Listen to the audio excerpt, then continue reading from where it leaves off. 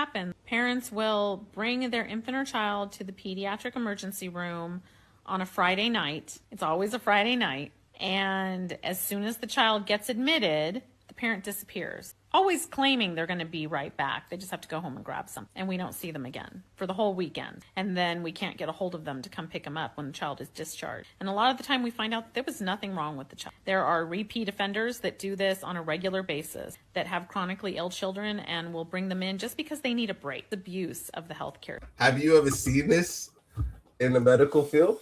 Well, I haven't worked in the pediatric emergency room before, but I will say, yeah, people abuse the healthcare system all the time.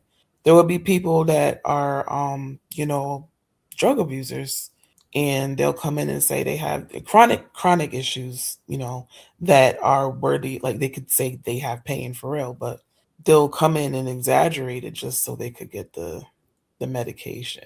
Caregiver burnout is real.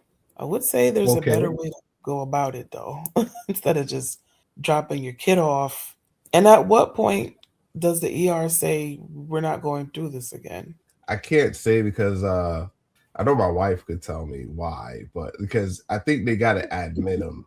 They can't refuse. Mm-hmm. Yeah, exactly. And then again, it's a money-making business. So, Right. It's money to be made. Somebody getting paid.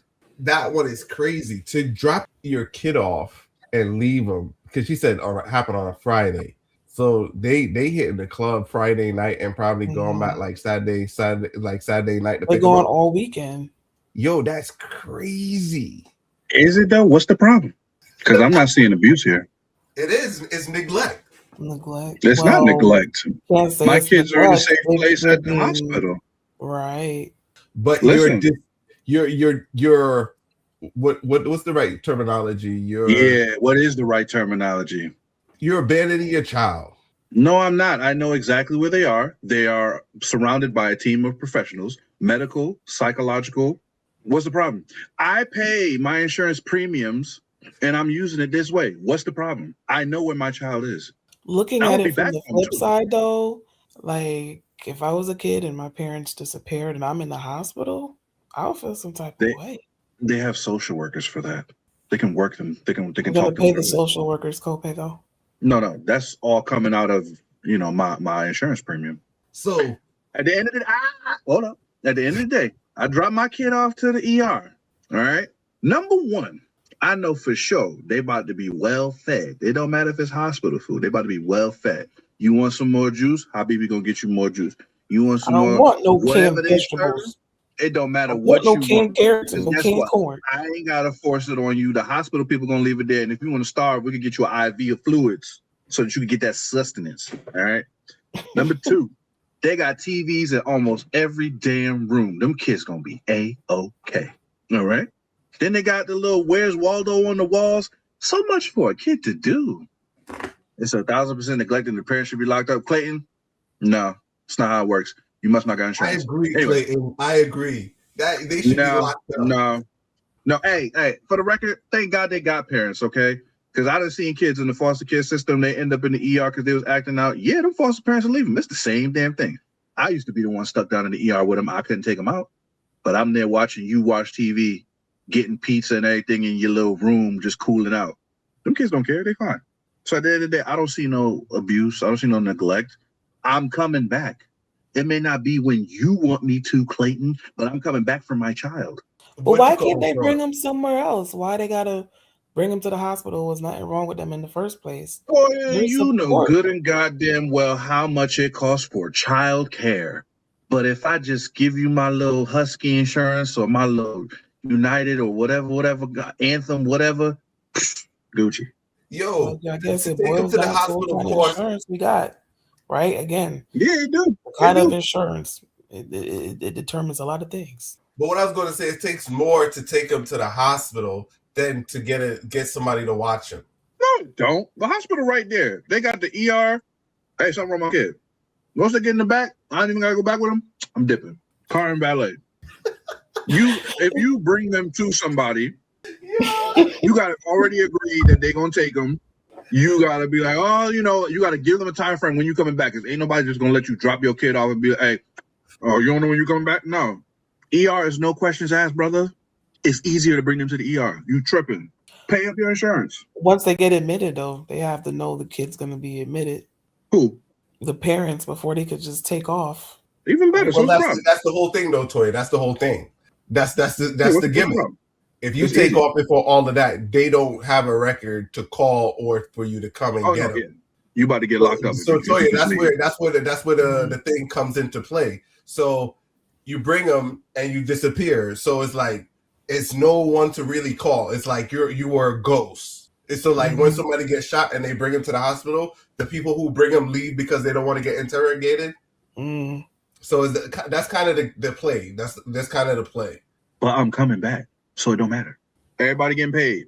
So it makes sense, Toya. So I get this. I get the scam. The scam is if you come back. Whoa. It is a scam. Sure. It's a scam. How? Because the scam is if you come back, you showing that, all right, no, I just went and I couldn't. It's like this. I went, but I came back. If you never come back, you do face some kind of charge. Yeah, no, I'm sure you'll face child abandonment, but it's not a scam when I'm coming back. My child is getting checked out. I don't need to be here. They're being admitted. What's the scam? You leaving them. I don't gotta tell you, I'm leaving them. I'm not staying at the hospital. Y'all not giving me the meals and the free apple juices. I can't watch what I want to watch. They don't got HBO. What are you saying? So, all right. So, but, see, I get one or two times, but this is happening over and over again from what I'm understanding. Right? Okay, what's the problem? This is, again, it's cheaper than childcare. You getting repeat business. What's the problem? Till you tell me I can't do it. What's the problem? What's going on in that child's head? I mean, really, are they really okay? Here we go again. If something's going on in the child's head, the psychologist will talk to them. They'll give me a referral for services. So now we're okay with psychologists and therapists and all of that. I'm not paying he was in support of it. He was in support of it. Yeah, he was in support of it. I ain't paying for it, though. So what's the problem? Yeah, he always says that. He always, but yeah. They can do therapy at the hospital on my insurance premium. What's up? But it is fraud. They do have a name for it, Brandon. It is fraud. Why? How's it fraud? Because they're abandoned. It's like, I get you. I can see the scam. Call it abandonment if I come back. It's not abandonment.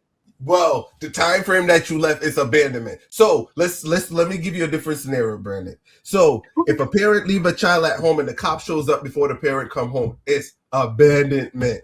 Even though you left for 2-3 minutes, it's still abandonment.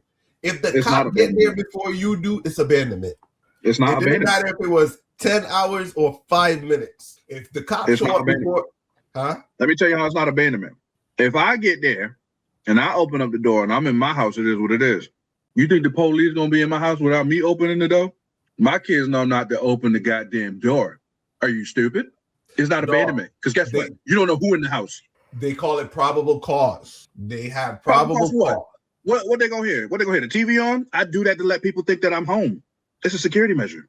I get you, but in some instance, they call it probable cause where they could enter. So if they do get aware of a kid or the kids being at home, right? I get your point. Your point is valid, right? Your point is valid. But if they have probable cause that a child is inside there, that's more than probable cause to enter. In most states, you need like a. I'm not a lawyer, but I'm just speaking out of ignorance. In most cases, you would need like a warrant to enter the premises, and that's true.